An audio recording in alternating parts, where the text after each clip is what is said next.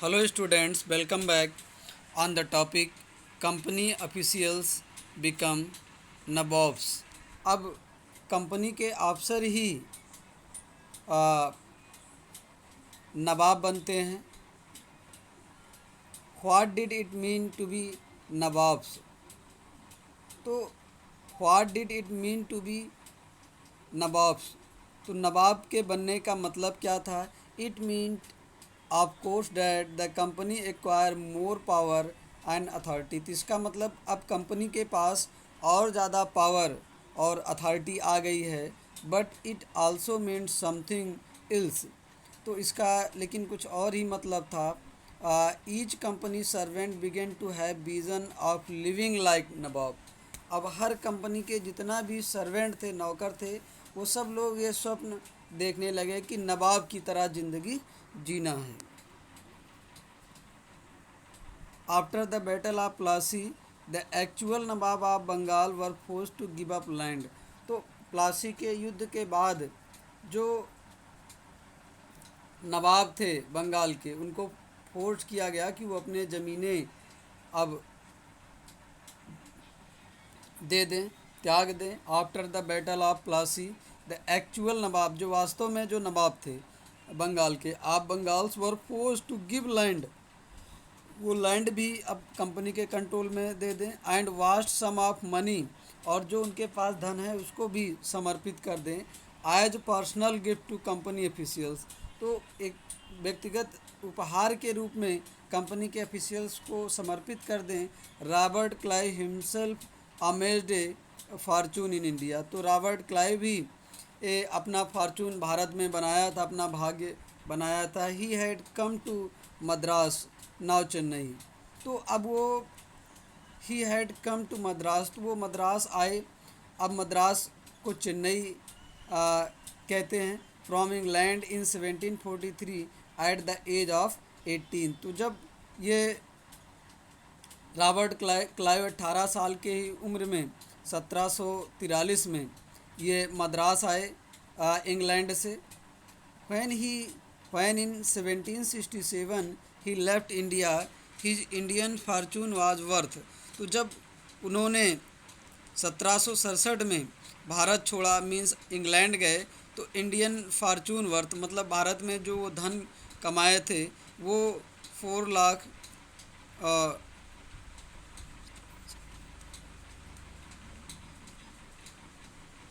ये 4,01,102 पॉन्ड्स था जो है, इतना धन कमाए थे।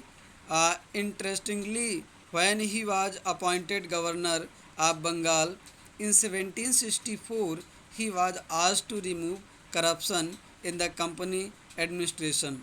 तो जब वो मज़ेदार बात यह है कि जब उन्हें बंगाल का गवर्नर बनाया गया था 1764 में, तो उनसे कहा गया था कि जो कंपनी के प्रशासन में जो करप्शन है उसको वो कम करें, रिमूव करें, करप्शन को हटाएं। करप्शन को कम करने के लिए लाया गया था। But he was himself cross examined in 1772 by the British parliament.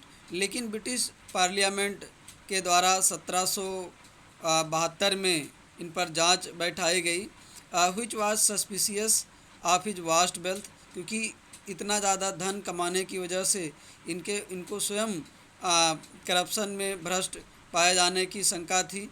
Although he was acquitted, यद्यपि वो दोषी पाए गए थे, ही कमिटेड सुसाइड इन 1774। तो 1774 में फिर भी वो निर्दोष पाए गए थे।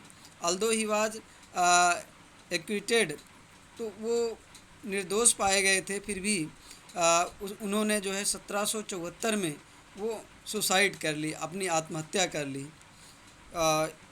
However not all company officials succeeded in making money like Clive. तो क्लाइव जितना धन कमाया था उतना किसी कंपनी के अफसर ने नहीं कमा पाया था। Many died and early death. तो बहुत सारे लोग जो है कम ही उम्र में मर गए in India due to disease, बीमारी की वजह से भारत में, एंड वार, युद्ध की वजह से। And it would not be right to regard all of them as corrupt and dishonest. तो ये कोई ज़रूरी नहीं था कि हर व्यक्ति करप्ट ही हो, डिसऑनेस्ट ही हो। Many of them came from humble backgrounds. तो बहुत सारे लोग जो हम्बल बैकग्राउंड से आए थे, एक सामान्य परिवार से आए हुए लोग थे। And their upper most desire was to earn enough in India. और जो उनकी इच्छा थी कि वो भारत में खूब धन कमाएं, रिटर्न टू इंडिया, उसके बाद फिर ब्रिटेन में वापस जाएं और ऐश्वर्य आराम की ज़िंदगी जिएं। And led a comfortable life. Those who managed to return with wealth led flashy lives and flaunted their riches. तो जो लोग आसानी से धन कमा करके इंग्लैंड वापस चले गए, वो ऐश्वर्य आराम की ज़िंदगी जिए और एक धनी के रूप में अपने आप को रिप्रेजेंट किए सोसाइटी में वहाँ पे। दे वर कॉल्ड नवाब्स। तो वो उन लोगों को नवाब कहा गया जो धन कमा के यहाँ से गए थे। They were called nawabs and anglicised version. तो ये एक अंग्रेजी वर्जन है of the Indian word nawab. तो नवाब का ये इंग्लिश वर्जन है nawabs. They were often seen as upstarts and social climbers. तो इनको वहाँ पे अप स्टार्ट्स के रूप में एक चहेती की नज़र से देखा जाता था और सोशल क्लाइंबर्स की बहुत जल्द ही जो है ये धनी हो गए हैं इन ब्रिटिश सोसाइटी, अंग्रेजी समाज में। And were ridiculed or made fun in plays and cartoons. तो नाटकों में और कार्टूनों में इनका मजाक उड़ाया जाता था जो यहाँ से धन कमाने के बाद इंग्लैंड वापस हुए थे। Thank you.